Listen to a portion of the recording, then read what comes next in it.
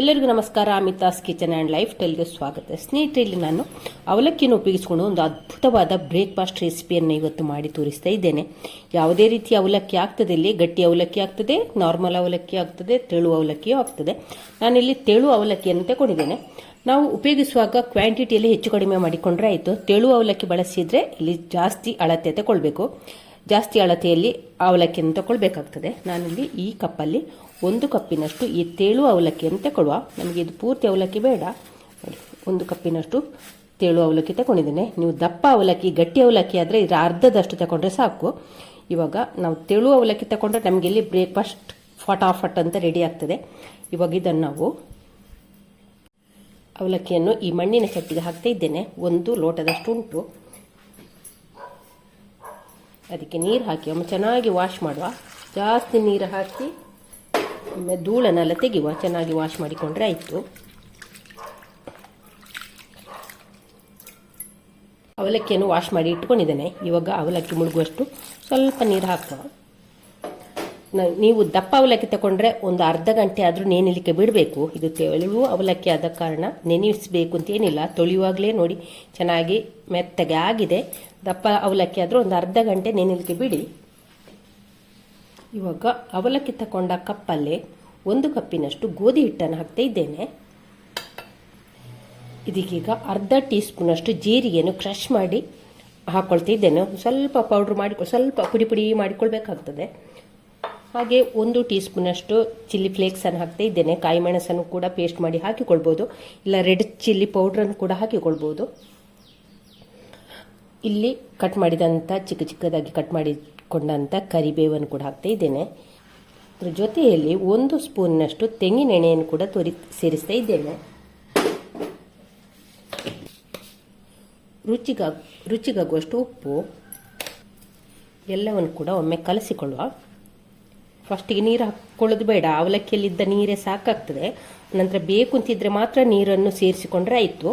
ಹಿಟ್ಟು ಇಲ್ಲಿ ನಮಗೆ ಗಟ್ಟಿಗೆ ಬೇಕು, ತುಂಬ ನೀರು ಮಾಡಲಿಕ್ಕಿಲ್ಲ. ಸೊಪ್ಪನ್ನು ಸೇರಿಸಿಕೊಳ್ಬೋದು, ಇಲ್ಲ ಕಸ್ತೂರಿ ಮೇಥಿಯನ್ನು ಕೂಡ ಸೇರಿಸ್ಕೊಳ್ಬೋದು. ನಿಮಗೆ ಯಾವುದಿಷ್ಟ ಆ ಸಾಮಗ್ರಿಯನ್ನು ಹಾಕಿಕೊಳ್ಬೋದು. ಓಂ ಕಾಳನ್ನು ಬೇಕಾದರೂ ಕೂಡ ಸೇರಿಸಿಕೊಳ್ಬೋದು. ಹಾಕಿ ಒಮ್ಮೆ ಚೆನ್ನಾಗಿ ಇದನ್ನೊಮ್ಮೆ ಗಟ್ಟಿಗೆ ಕಲಸಿಕೊಳ್ಳ. ನೋಡಿ, ಹಿಟ್ಟನ್ನು ಕಲಸಿಕೊಂಡಾಯಿತು. ಹಿಟ್ಟು ನೋಡಿ ಈ ರೀತಿ ಉಂಟು, ತುಂಬ ಗಟ್ಟಿ ಉಂಟು. ಚಪಾತಿ ಹಿಟ್ಟಿಗಿಂತ ಒಂದು ಸ್ವಲ್ಪ ಗಟ್ಟಿಯೇ ಉಂಟು. ಮತ್ತು ಇದು ನಮಗೆ ನೆನೆಸುವ ಅಗತ್ಯ ಇಲ್ಲ, ಕೂಡಲೇ ಮಾಡಿಕೊಳ್ಬೋದು. ದಪ್ಪ ಅವಲಕ್ಕಿ ತಗೊಂಡ್ರೆ ನೀನು ದಪ್ಪ ಅವಲಕ್ಕಿಯನ್ನು ಅರ್ಧ ಗಂಟೆ ನೆನೆಸಿದ ನಂತರ ಉಳಿದಂಥ ಸಾಮಗ್ರಿನ ಹಾಕಿ ಕಲಸಿಕೊಳ್ಬೇಕು. ನೋಡಿ, ಹಿಟ್ಟು ಇವಾಗ ರೆಡಿಯಾಗಿದೆ. ನೋಡಿ ಈ ರೀತಿ ಇದೆ. ನೋಡಿ ಈ ರೀತಿ ಇದೆ. ಚಪಾತಿ ಹಿಟ್ಟಿಗಿಂತ ಒಂದು ಸ್ವಲ್ಪ ಗಟ್ಟಿಯೇ ಇದೆ. ಚೆನ್ನಾಗಿ ನಾದಿಕೊಳ್ಬೇಕು ಮಾತ್ರ. ಇನ್ನು ಇದನ್ನು ನಾವು ನೋಡಿ ಕಲಸಿಕೊಂಡಾಯಿತು. ಇನ್ನಿದನ್ನು ನಾವು ಇವಾಗ ಇದರ ಸೈಡಿಗೆ ಒಂದು ಸ್ವಲ್ಪ ಎಣ್ಣೆಯನ್ನು ಹಾಕ್ತಾ ಇದ್ದೇನೆ. ಎಣ್ಣೆ ತೆಕ್ಕೊಂಡು ಒಂದು ಸಣ್ಣ ಉಂಡೆ ಮಾಡಿಕೊಳ್ಳುವ. ಸಣ್ಣ ನಿಂಬೆಹುಳಿ ಗಾತ್ರದಷ್ಟು ದೊಡ್ಡ ಒಂದು ಉಂಡೆಯನ್ನು ಮಾಡಿಕೊಳ್ಳ. ನೋಡಿ, ಈ ಸೈಜಿನ ಉಂಡೆಯನ್ನು ಮಾಡಿ ಇಟ್ಕೊಳ್ಳು. ಫಸ್ಟಿಗೆ ಎಲ್ಲವನ್ನು ಕೂಡ ಇದೇ ರೀತಿ ಮಾಡಿ ಇಟ್ಕೊಳ್ಳುವ. ನೋಡಿ ಈ ರೀತಿ ಕೈಗೆ ಸ್ವಲ್ಪ ಎಣ್ಣೆ ಹಚ್ಚಿಕೊಂಡು, ಕೈಗೆ ಅಂಟುವುದಿಲ್ಲ ಅಂದರೆ ಕೂಡ ಒಂದು ಸ್ವಲ್ಪ ಎಣ್ಣೆ ಹಚ್ಚಿಕೊಂಡು ಎಲ್ಲವನ್ನು ಕೂಡ ಉಂಡೆ ಮಾಡಿ ಇಟ್ಟುಕೊಳ್ಳು ಫಸ್ಟಿಗೆ. ನೋಡಿ ಈ ರೀತಿ ಉಂಡೆ ಮಾಡಿ ಇಟ್ಕೊಂಡಿದ್ದೇನೆ. ಇನ್ನು ಇದನ್ನು ನಾವು ಕಟ್ಟೆ ಚೆನ್ನಾಗಿ ಕ್ಲೀನ್ ಮಾಡಿದ್ದೇನೆ. ಇವಾಗ ಇದಕ್ಕೆ ಒಂದು ಸ್ವಲ್ಪ ಎಣ್ಣೆಯನ್ನು ಹಾಕಿಕೊಳ್ಳುವ. ಸ್ವಲ್ಪ ಸಾಕು, ಇಲ್ಲಿ ಜಾಸ್ತಿ ಎಣ್ಣೆ ಹಚ್ಚಿದ ನಂತರ ಒಂದು ಸ್ವಲ್ಪ ಇದನ್ನು ಲಟ್ಟಿಸ್ಕೊಳ್ಳುವ.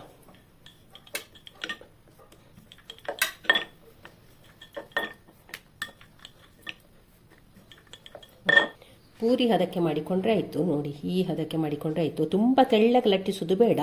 ನೋಡಿ ಹೀಗೆ ಫಸ್ಟಿಗೆಲ್ಲವನ್ನು ಕೂಡ ಇದೇ ರೀತಿ ಮಾಡಿ ಇಟ್ಟುಕೊಳ್ಳುವ. ಲಟ್ಟಿಸಿ ಕೂಡ ಮಾಡ್ಬೋದು, ಇಲ್ಲ ನಾವು ಇದನ್ನು ಒತ್ತಿ ಕೂಡ ಮಾಡಿಕೊಳ್ಬೋದು. ಇಲ್ಲಿ ಪ್ಲಾಸ್ಟಿಕ್ ಶೀಟ್ ತಗೊಂಡಿದ್ದೇನೆ. ಹಾಗೆ ಸ್ವಲ್ಪ ಹೀಗೆ ಚಪ್ಪಟೆ ಮಾಡಿ ಹಿಟ್ಟನ್ನು ಇಡುವ. ಇಟ್ಟು ಇದನ್ನು ಹೀಗೆ ಒತ್ತಿಕೊಂಡ್ರೆ ಆಯ್ತು. ನೋಡಿ ಹೀಗೆ ಒತ್ತಿಕೊಂಡ್ರೆ ಆಯಿತು. ನೋಡಿ ಹೀಗೆ ಒತ್ತಿ ಕೂಡ ಮಾಡ್ಬೋದು. ನೋಡಿ ಹೀಗೆ ಒತ್ತಿ ಕೂಡ ಮಾಡಿದರೆ ಸುಲಭ ಆಗ್ತದೆ. ಹಾಗೆ ತುಂಬ ದಪ್ಪ ಬೇಡ, ಹಾಗೆ ತುಂಬ ತೆಳ್ಳಗೆ ಕೂಡ ಬೇಡ. ನೋಡಿ ಮೀಡಿಯಮ್ ಸೈಜಲ್ಲಿ ಮಾಡಿದರೆ ಆಯಿತು. ತುಂಬ ತೆಳ್ಳಗೆ ಮಾಡೋದು ಬೇಡ. ಈ ರೀತಿ ಮಾಡಿಕೊಳ್ಳು. ಒಂದು ಸ್ವಲ್ಪ ದಪ್ಪ ಇದ್ದರೆ ಅದನ್ನು ಕೈಯಲ್ಲಿ ಒಂದು ಸ್ವಲ್ಪ ಹೀಗೆ ಪ್ರೆಸ್ ಮಾಡಿಕೊಂಡು ಹೀಗೆ ಶೇಪ್ಗೆ ತರ್ಬೋದು. ನೋಡಿ ನಿಮಗೆ ಹೀಗೆ ಪ್ಲಾಸ್ಟಿಕ್ ಶೀಟಲ್ಲಿ ಒತ್ತಿ ಮಾಡೋದು ಸುಲಭ ಅಂತ ಅನಿಸ್ತದೆ ನನಗೆ, ಬೇಗ ಬೇಗ ಆಗ್ತದೆ. ಹಾಗೆ ಮತ್ತೆ ಬೇಕು ಅಂತಿದ್ರೆ ಶೇಪಿಗೆ ಹೀಗೆ ಸ್ವಲ್ಪ ಕೈಯಲ್ಲಿ ಸ್ವಲ್ಪ ಶೇಪ್ ತಂದುಕೊಂಡ್ರೆ ಆಯಿತು. ಒಂದು ಸೈಡ್ ದಪ್ಪ ಇದ್ದರೆ ಅದನ್ನು ಕೈಯಲ್ಲಿ ಒಂದು ಸ್ವಲ್ಪ ಪ್ರೆಸ್ ಮಾಡಿಕೊಂಡ್ರೆ ಆಯಿತು. ನೋಡಿ, ಎಲ್ಲವನ್ನು ಕೂಡ ಇದೇ ರೀತಿ ಮಾಡಿ ಇಟ್ಟುಕೊಳ್ಳುವ. ಸ್ಟವ್ ಮೇಲೆ ಬಾಣಲಿಯನ್ನು ಇಟ್ಟಿದ್ದೇನೆ. ಅದಕ್ಕೆ ಈಗ ಕೊಬ್ಬರಿ ಎಣ್ಣೆಯನ್ನು ಹಾಕ್ತಾ ಇದ್ದೇನೆ. ಎಣ್ಣೆ ಚೆನ್ನಾಗಿ ಬಿಸಿ ಆಗಬೇಕು.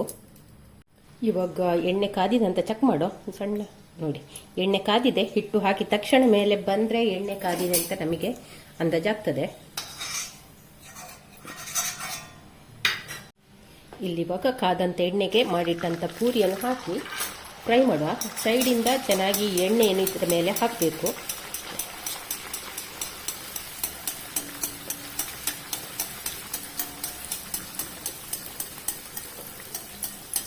ಸೈಡಿಂದ ಎಣ್ಣೆಯನ್ನು ಚೆನ್ನಾಗಿ ಹಾಕಬೇಕು. ಹಾಕಿ ಮೇಲೆ ಒಂದು ಸ್ವಲ್ಪ ಪ್ರೆಸ್ ಮಾಡಿದರೆ ಆಯಿತು. ಇವಾಗ ನೋಡಿ, ನಮ್ಮ ಅವಲಕ್ಕಿ ಪೂರಿ ಯಾವ ರೀತಿ ಉಬ್ಬಿದೆ ನೋಡಿ. ನೋಡಿ ಎಷ್ಟು ಚೆನ್ನಾಗಿ ಬಂದಿದೆ. ಎರಡು ಸೈಡು ಕೂಡ ಹೊಂಬಣ್ಣ ಬರುವ ರೀತಿಯಲ್ಲಿ ಫ್ರೈ ಮಾಡಿ ತೆಗೆದ್ರೆ ಆಯಿತು. ಇದನ್ನು ತುಂಬಾ ಟೇಸ್ಟಿಯಾದ ಮತ್ತು ತುಂಬಾ ಅದ್ಭುತವಾದ ಒಂದು ರೆಸಿಪಿ ಅಂತಲೇ ಹೇಳ್ಬೋದು. ಫಟಾಫಟ್ ಅಂತ ನಮಗಿದನ್ನು ಮಾಡಿ ಮುಗಿಸ್ಬೋದು. ಅಕ್ಕಿ ನೆನೆ ಹಾಕಲಿಲ್ಲ, ಏನು ಮಾಡೋದು ಬ್ರೇಕ್ಫಾಸ್ಟ್ಗೆ ಅಂತ ಹೇಳುವಾಗ ಎಲ್ಲರ ಮನೆಯಲ್ಲಿ ಗೋಧಿ ಹಿಟ್ಟು ಮತ್ತು ಅವಲಕ್ಕಿ ಇದ್ದೇ ಇರ್ತದಲ್ಲ. ನೋಡಿ, ಅವಲಕ್ಕಿ ಮತ್ತು ಗೋಧಿ ಹಿಟ್ಟನ್ನು ಉಪಯೋಗಿಸ್ಕೊಂಡು ಫಟಾಫಟ್ ಅಂತ ಬೆಳಗಿನ ತಿಂಡಿಯನ್ನು ಮಾಡಿ ಮುಗಿಸ್ಬೋದು. ಎಷ್ಟು ಸುಲಭವಾಗಿ, ಎಷ್ಟು ಅದ್ಭುತವಾದ ಒಂದು ರೆಸಿಪಿ ನಿಮಗೆ ಅಂದಾಜು ಆಗ್ಬೋದು. ಹಾಗೆ ಮಕ್ಕಳು ಕೂಡ ತುಂಬಾ ಇಷ್ಟಪಟ್ಟು ತಿನ್ನುವಂಥ ಒಂದು ರೆಸಿಪಿ. ನೀವು ಕೂಡ ಒಂದ್ಸಲ ಟ್ರೈ ಮಾಡಿ ಆಯಿತಾ. ನೋಡಿ ಸ್ನೇಹಿತರೆ, ನಮ್ಮ ಅವಲಕ್ಕಿ ಪೂರಿ ಎಷ್ಟು ಚೆನ್ನಾಗಿ ಬಂದಿದೆ, ಹಾಗೆ ಎಷ್ಟು ಉಬ್ಬಿ ಕೂಡ ಬಂದಿದೆ. ಹಾಗೆ ಎಣ್ಣೆ ಕೂಡ ಜಾಸ್ತಿ ಹೀರಿಕೊಳ್ಳೋದಿಲ್ಲ. ಹಾಗೆ ತುಂಬಾ ನೋಡಿ, ಇದು ಹೀಗೆ ನೋಡಿ ತುಂಬಾ ಸಾಫ್ಟಾಗಿ ತುಂಬಾ ಗರಿ ಗರಿಯಾದಂಥ ಒಂದು ಪೂರಿ ಅಂತಲೇ ಹೇಳ್ಬೋದು. ನಾರು ಏನಿಲ್ಲ ನೋಡಿ, ಎಷ್ಟು ಚೆನ್ನಾಗಿ ಹರಿದು ಬರ್ತದೆ ನೋಡಿ. ಈಗ ನೀವು ಕೂಡ ಒಂದ್ಸಲಿ ಖಂಡಿತವಾಗಿ ಟ್ರೈ ಮಾಡಲೇಬೇಕಾದಂಥ ಒಂದು ರೆಸಿಪಿ. ಹಾಗೆ ನಿಮ್ಮ ಅಭಿಪ್ರಾಯವನ್ನು ಕಮೆಂಟಲ್ಲಿ ಹೇಳಿ. ಈ ಪೂರಿಯನ್ನು ನಮಗೆ ಅಂತೆ ತಿನ್ಬಹುದು. ಇದಕ್ಕೆ ಸಾಗು ಬೇಕು ಅಂತಿಲ್ಲ, ಹಾಗೆ ಬಾಜಿ ಕೂಡ ಬೇಕು ಅಂತ ಏನಿಲ್ಲ. ಯಾಕೆಂದರೆ ಇದರಲ್ಲಿ ನಾವು ಕರಿಬೇವು ಹಾಗೂ ಚಿಲ್ಲಿ ಫ್ಲೇಕ್ಸ್, ಜೀರಿಗೆಲ್ಲ ಹಾಕಿದ ಕಾರಣ ತಿನ್ನಲಿಕ್ಕೆ ತುಂಬಾ ಒಳ್ಳೆಯದಾಗ್ತದೆ. ಅಂತೆಯೇ ತಿನ್ಬೋದು. ಯಾವುದೇ ಸೈಡ್ಗೆ ಯಾವುದೇ ಸೈಡ್ ಡಿಶ್ ಬೇಕು ಅಂತ ಏನಿಲ್ಲ, ಅಂತೆಯೇ ತಿನ್ಬೋದು. ಹಾಗೆ ನೀವು ಈ ರೆಸಿಪಿ ಇಷ್ಟ ಆದರೆ ಲೈಕ್, ಶೇರ್, ಕಮೆಂಟ್ ಮಾಡಿ. ಥ್ಯಾಂಕ್ ಯು ಸ್ನೇಹಿತರೆ.